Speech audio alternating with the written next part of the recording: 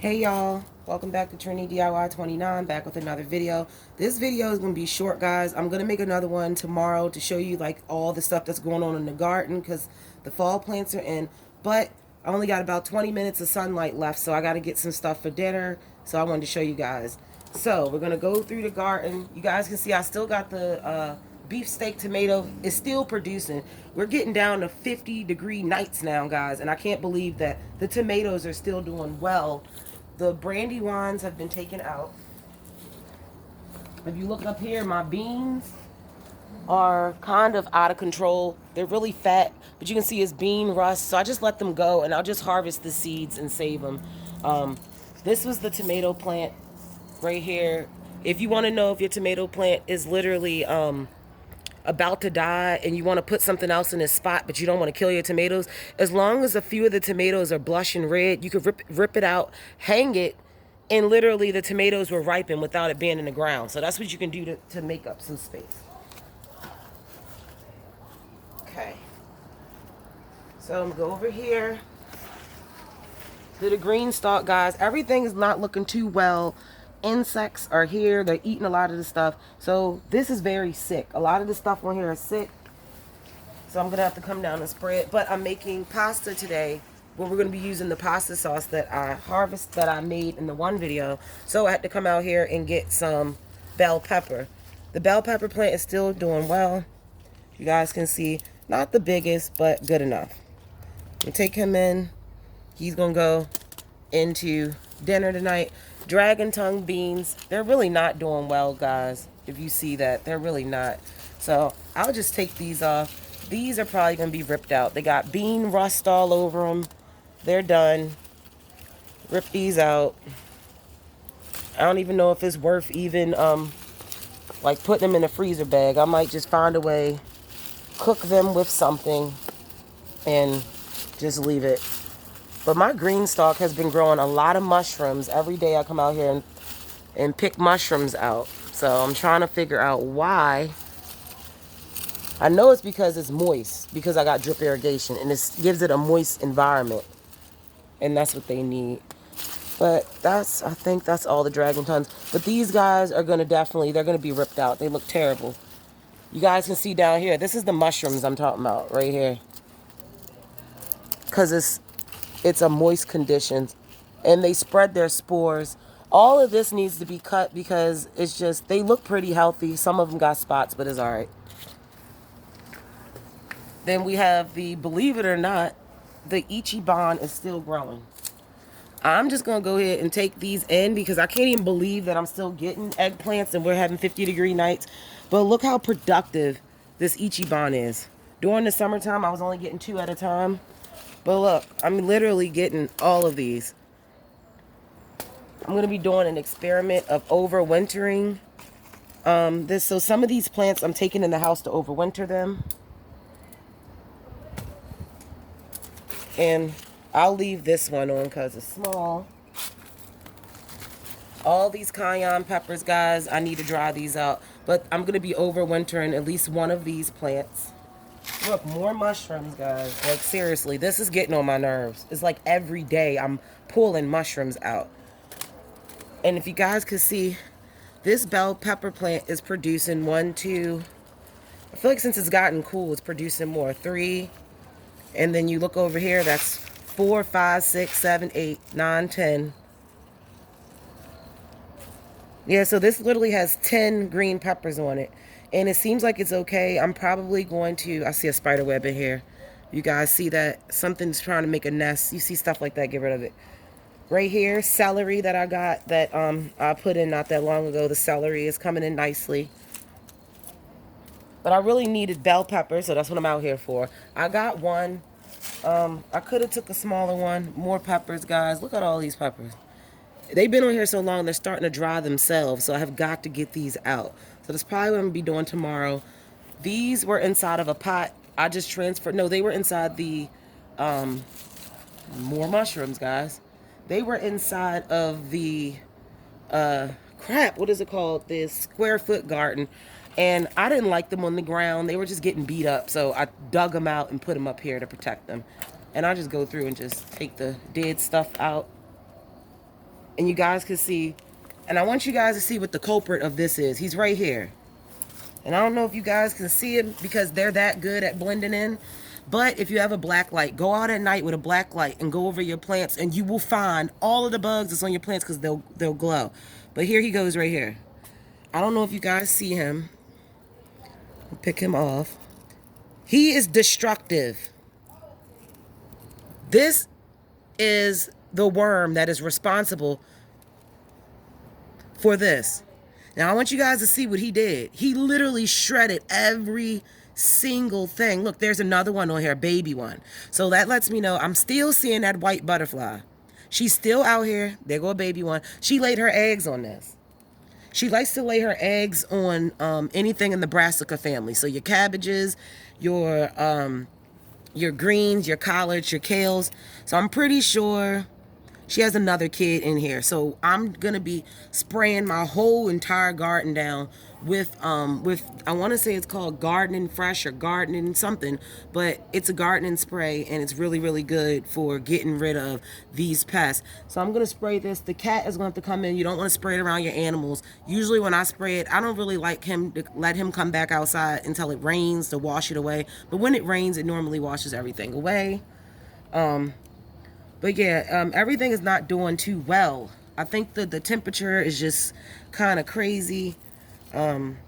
Like my mustard greens and stuff down here, I see flea beetle holes and stuff. Like, to be honest, I feel like the summertime, my stuff was getting less attacked than right now. So I don't know what's going on.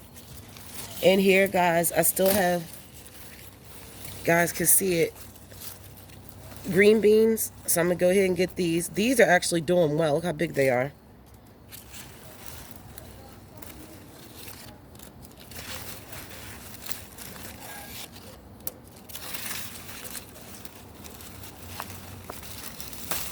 Yep, took a whole branch, but it's all right. More.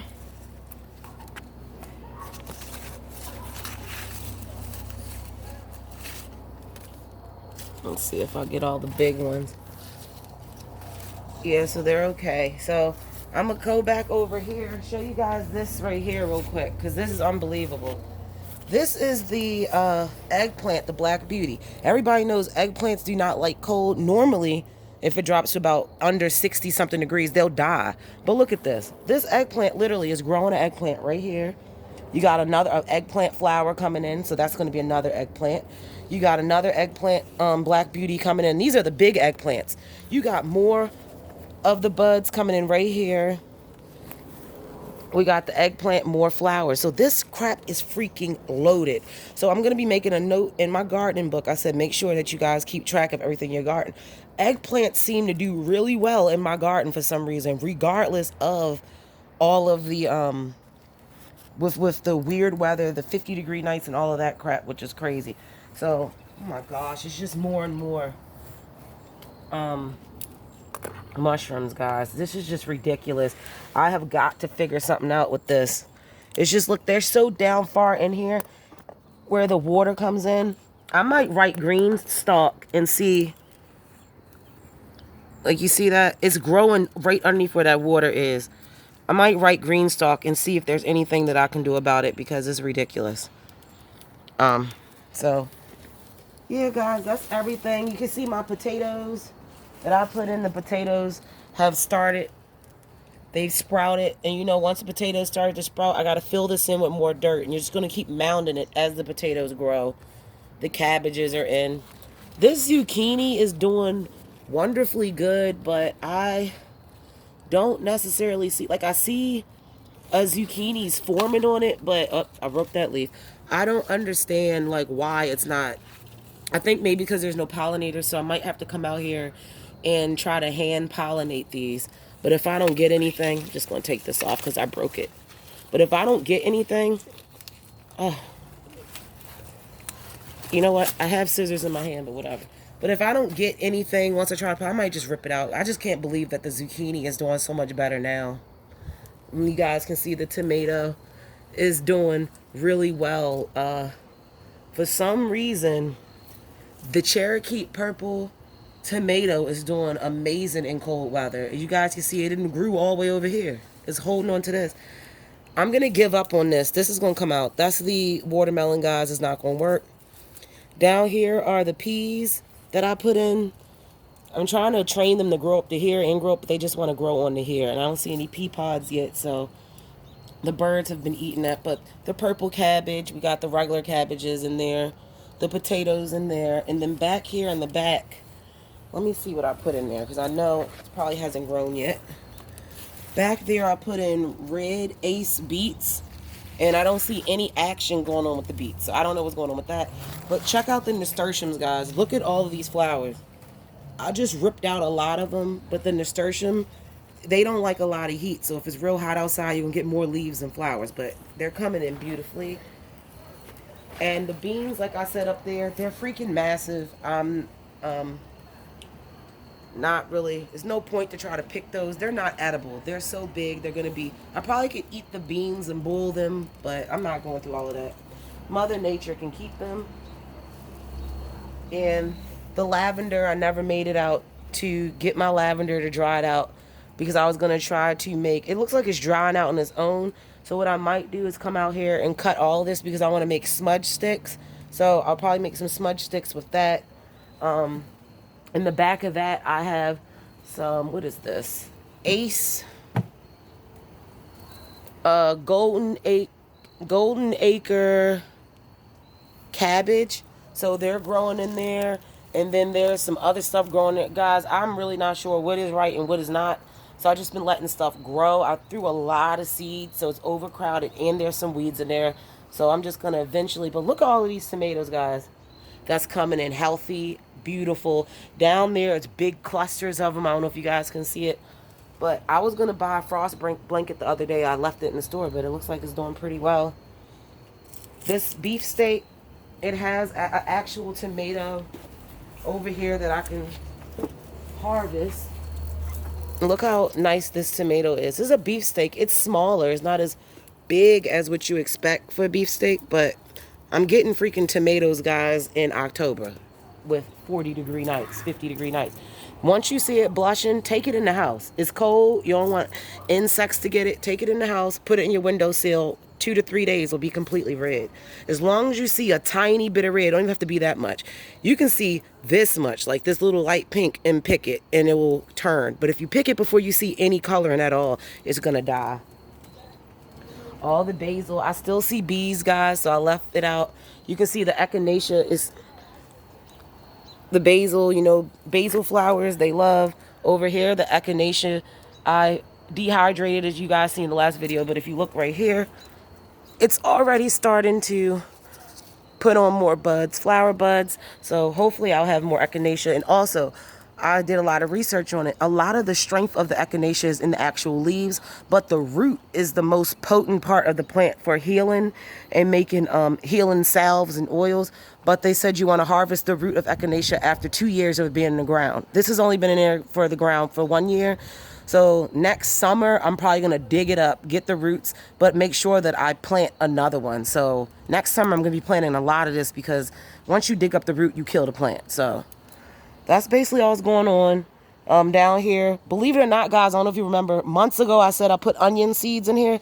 They're finally sprouting. Onions from seed take incredibly too long, but those are onions, red onions back there.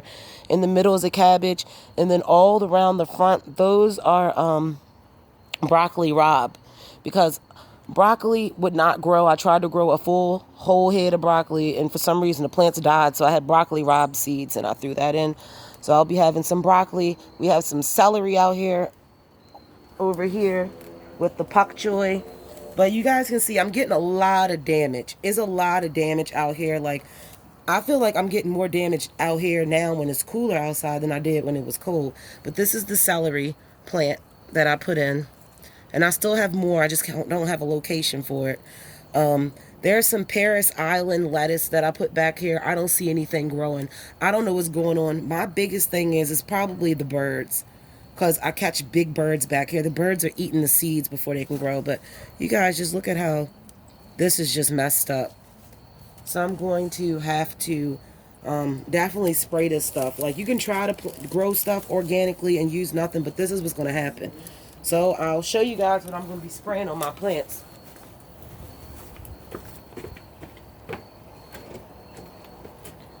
I'm going to be spraying the plants with a fungicide. It's called Garden Safe. It's a fungicide, an insecticide, and a miticide.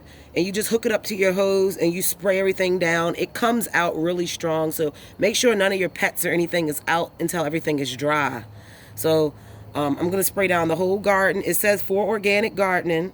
And I'm going to spray everything down to try to combat whatever is on here and kill them off. Because this is just ridiculous. I tried plucking the leaves, plucking the insects off, but it's just not working. And I will be making a video on how I'm going to dehydrate all of our peppers and all of that stuff. We're going to be turning them into making seasoning blends. And I want to try to make hot sauce. But hot sauce is a more in-depth process. So I may or may not make hot sauce. But make sure that you like, you share, and you subscribe, and I will be back with another video.